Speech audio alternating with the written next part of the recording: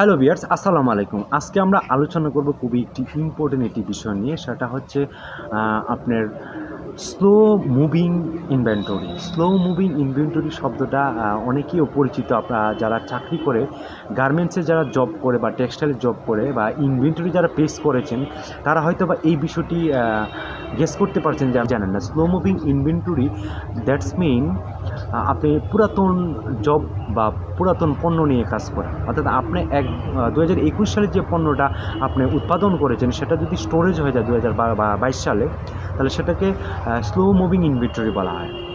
Slow moving ইনভেন্টরিতে যারা finishing স্টোরে কাজ করে বা র স্টোরে কাজ করে বা গার্মেন্টস সেক্টরের ফিনিশ স্টোরে, বিশেষ করে ফিনিশ স্টোরে বা প্যাকেজিংয়ে যারা কাজ করে, সেটা ভালো করে বুঝবেন আসলে স্লো মুভিং ইনভেন্টরি কী, সেটি কোম্পানি কত ধরনের ক্ষতি হতে পারে বা কত ধরনের খরচ হতে পারে বা আপনার মূলধনে কতভাবে আপনি হিট করে কাস্টমার হারায়, ওভারহেড খরচ বাড়ে, গুদামজাতকরণের খরচ বাড়ে, তারপরে একটি স্থান দখল করে নেয়। কারণ একটি মার্কেটে একটি যখন নতুন পণ্য আসবে, সে কিন্তু পুরাতন পণ্যটা কিনতে চাইবে না, কারণ নতুন পণ্যটা নতুনভাবেই সে কিনবে। সো পুরাতন পণ্যটা সে কিনতে চাইবে না। সো স্লো মুভিং ইনভেন্টরি হচ্ছে পুরাতন পণ্য নিয়ে কাজ করে, কাস্টমাইজ করা, কীভাবে সেল দেওয়া যায়।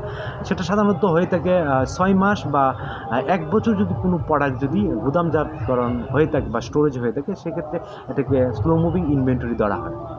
সো এই বিষয়টি নিয়ে আজকে আলোচনা করবো। সো ভিডিওটি শেষ পর্যন্ত অবশ্যই দেখবেন, কারণ এই ভিডিওটি আপনাকে অনেক হেল্প করবে, অনেক সহযোগিতা করবে আপনি ইনভেন্টরির ক্ষেত্রে এবং আপনার কোম্পানি লাভের ক্ষেত্রে, কোম্পানি গ্রো করার জন্য, প্রফিটেবল করার জন্য। সেই স্টোরেজ মালগুলাও আপনার অনেকটা সুন্দর পরিবেশে আপনারা রাখতে পারবেন। কারণ আপনি যদি পুরাতন পণ্য আপনার যদি স্টোরেজ থাকে, তাহলে নতুন পণ্যগুলো রাখার জায়গা নাই। সো এই জিনিসগুলা আজকে স্লো মুভিং ইনভেন্টরি থেকে শিখতে পারবেন। সো ভিডিওটা অবশ্যই শেষ পর্যন্ত দেখবেন, কারণ এই ভিডিওটা অনেকটা উপকারী হতে যাচ্ছে এবং স্লো মুভিং ইনভেন্টরি বা ওভারটার্ন শব্দ দুটি সম্পর্কে গার্মেন্টসে আপনি অবশ্যই জানতে পারবেন, কারণ এটি ইম্পর্টেন্ট একটি শব্দ, যে শব্দটি আপনাকে অনেকটি হেল্প করবে।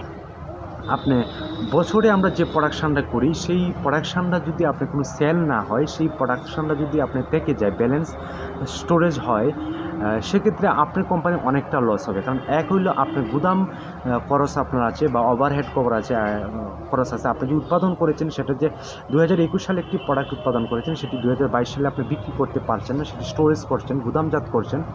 সেক্ষেত্রে এই যে গুদামজাত করার ক্ষেত্রে যে আপনি যে ব্যয়টা বহন করছে, এটা কোম্পানির অনেকটা লস। সো এটাকেই সাধারণত বলা হয় যে আপনার স্লো মুভিং ইনভেন্টরি, যে ইনভেন্টরি খুবই একটি কোম্পানির জন্য নন প্রফিটেবল, অর্থাৎ প্রফিট তো আনেই না, বরং মূলধনে ইফেক্ট পড়ে। সো এই বিষয়গুলো কেন হয়? এই বিষয়গুলো হওয়ার কারণটা হচ্ছে আমরা প্রোডাকশানটা কোয়ালিটি সম্পূর্ণ হয় না। কোয়ালিটি সম্পূর্ণ না হওয়ার কারণে কাস্টমার আমাদের কাছ থেকে সেই পণ্যটা কিনে না, যে কারণে আপনার চাহিদাটা কম।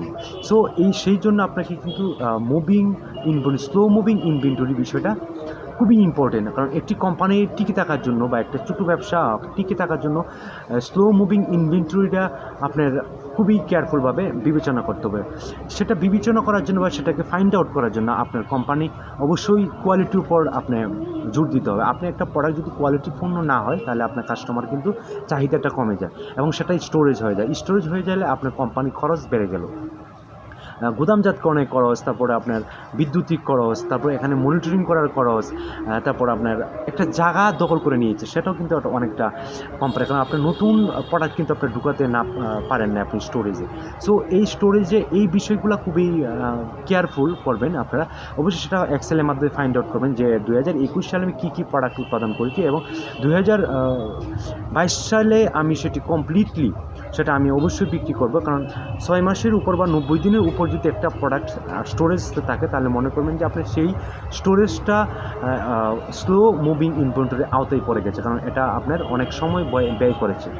টার্ন ওভার করতে হবে, টার্ন ওভার করে প্ল্যান করতে হবে, যেটি সেল করার জন্য প্ল্যান করতে হবে। টার্ন ওভার দ্যাটস মিন আপনি টার্ন ওভার বছরের শুরুতে বিক্রি এবং বছরের শেষে বিক্রি, দুটা বিক্রি আপনি ভাগ করে আপনার টার্ন ওভারটা বের করতে হবে। কারণ আপনি একটি টার্ন ওভার তৈরি করতে পারেন। এই স্লো মুভিং ইনভেন্টরিটা আপনাকে অবশ্যই টার্ন ওভারে আপনি এটা অ্যাডজাস্ট করতে হবে। আপনাকে 2022 সালে নতুন পণ্যের সাথে সেটাকে মিক্সড আপনি যদি সঠিক ওয়েতে বা সঠিক কাস্টমাইজ না করতে পারেন, আপনার প্রোডাক্টটাকে যদি সঠিক ওয়েতে কাস্টমাইজ না করতে পারেন, আপনার কোম্পানির জন্য সেটা খুবই লস। সো যারা বিজনেস করছেন বা যারা ছোটো কোম্পানি খুলছেন তাদের ক্ষেত্রে এই জিনিসগুলো কিন্তু জানে না অনেকে, যে স্লো মুভিং ইনভেন্টরি কতটা ক্ষতিকারক প্রভাব ফেলতে পারে একটি কোম্পানির।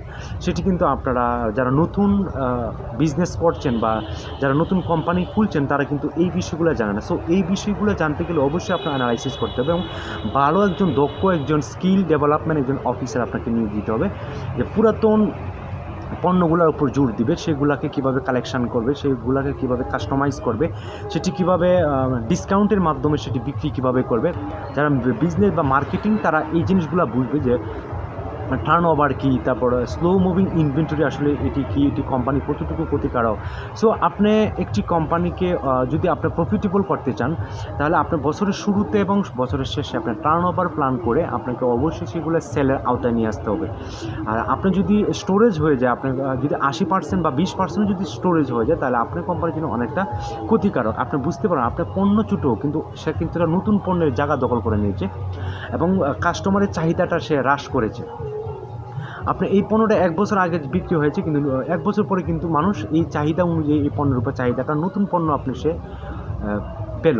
সো আমি বোঝাতে চাচ্ছি আসলে স্লো মুভিং ইনভেন্টরিতে খুবই এটি ইম্পর্টেন্ট, কারণ আপনি যদি একটি পণ্য বাজারজাত করেছেন, সেই পণ্যটা যদি আপনি পুরাতনটাও অ্যাড করেন, তাহলে কিন্তু কাস্টমার আপনি হারাবেন। সো টার্ন ওভার করে সেটাকে আরও কাস্টমাইজ করে, পণ্যগুলোকে আরও কাস্টমাইজ করে আপনাকে সেটা সেল দিতে হবে।